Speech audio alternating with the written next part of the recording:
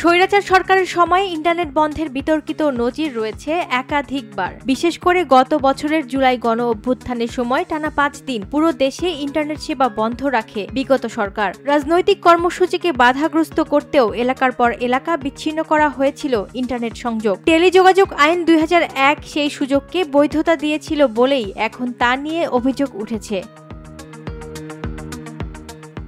তাই এবার বাংলাদেশে ইন্টারনেট বন্ধের আইনি সুযোগ বাতিলের উদ্যোগ নিয়েছে ডাক ও টেলিযোগাযোগ মন্ত্রণালয়। টেলিযোগাযোগ আইন ২০০১ সংশোধন করে এমন বিধান সম্পূর্ণরূপে বাদ দেওয়ার নির্দেশ দেওয়া হয় যাতে সরকারি বা বেসরকারিভাবে কেউ আর ইন্টারনেট বন্ধ করতে না পারে।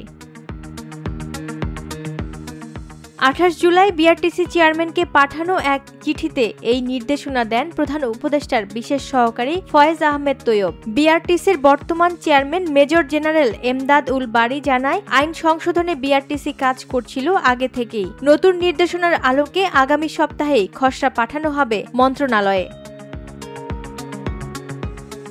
নতুন আইনে শুধু ইন্টারনেট বন্ধ নয়, টেলিযোগাযোগ ব্যবস্থায় নজরদারির ক্ষেত্রেও আন্তর্জাতিক রীতি মেনে চলার নির্দেশনা দেয়া হয়।